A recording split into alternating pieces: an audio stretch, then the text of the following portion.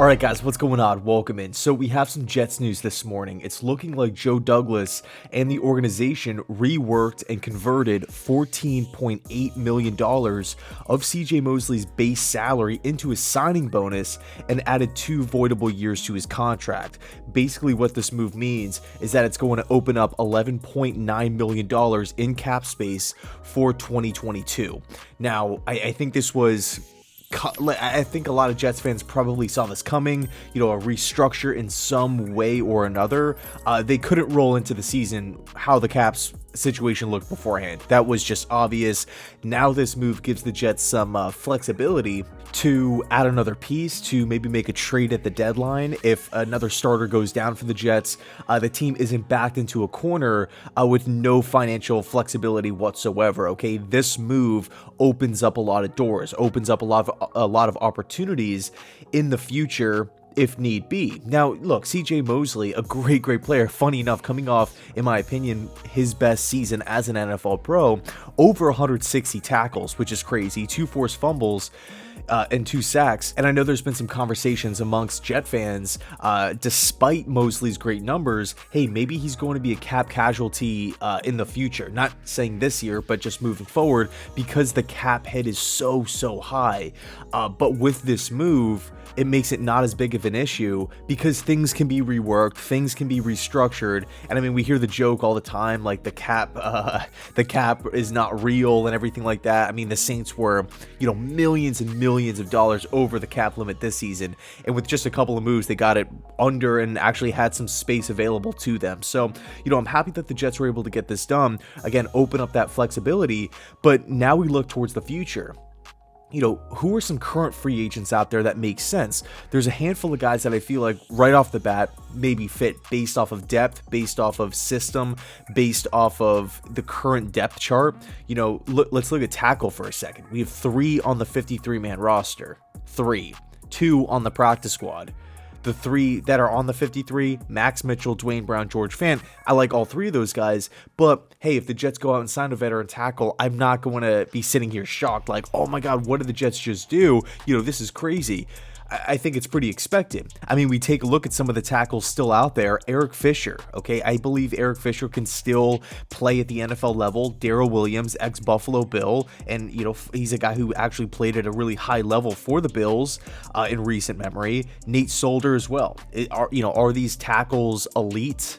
No, but I do think they could help this Jets team if Joe Douglas decides to go down that route, or in the case that somebody gets hurt, which is something that I never really want to talk about. Nobody really wants to envision, talking about, oh, well, Dwayne Brown gets hurt, or hey, if George Fant gets hurt, something like that. Nobody wants to sit there and talk about it. But as a general manager, you do have to prepare. You do have to have a plan B, some sort of insurance policy if things go wrong.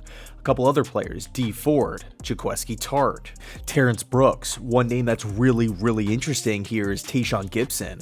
The 49ers brought him in this offseason, was just released. Okay, this is a guy he's really been a full-time starter his entire NFL career outside of his rookie season. But man, he's made plays, he's made an impact on multiple teams, multiple defensive systems, Cleveland Browns, Jacksonville Jaguars, who else? Chicago Bears. He was actually brought into San Francisco because of the whole Jimmy Ward injury, and it just didn't. I don't know what the exact reason is for Gipson getting released here, but is that a potential option? Would you have Tashaun Gipson over an Ashton Davis? Would you have Tashaun Gipson over Tony Adams? LaMarcus Joyner, maybe. Gipson is a guy that does bring versatility. He's played free safety. He's played strong safety. I think he's a really interesting name to watch at this point in time, considering the overall depth at that position. And also, it was a thin position going into the offseason.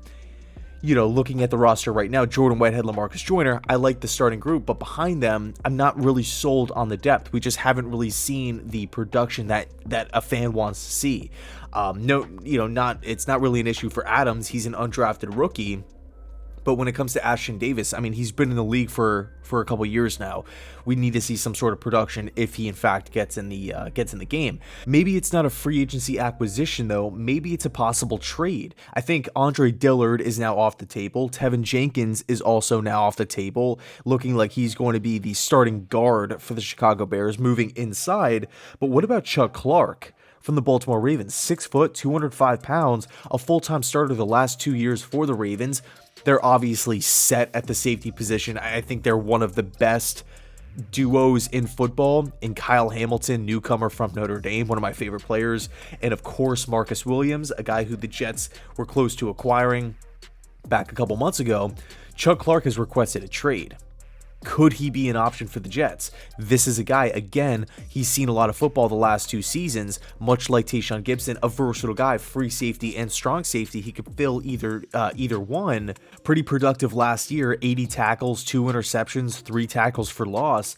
I think Chuck Clark makes a lot of sense for a possible trade acquisition at this point in time, especially when we're looking at a player who the Jets have on the roster, Denzel Mims.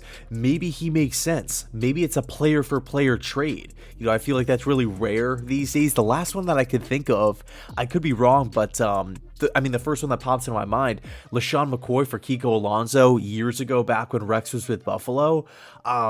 But, you know, typically you see players getting dealt for late round picks, middle round picks, multiple draft picks, stuff like that. But I think Denzel Mims makes a lot of sense for Baltimore, and I do think Clark makes a lot of sense for the New York Jets. So just something to think about. But the point is, whether the Jets do it or they don't, they can if they want to. That's the point of the restructure of the C.J Mosley contract. So anyway, let me know your thoughts down below in the comment section. Thanks so much for watching, and as always, go Jets.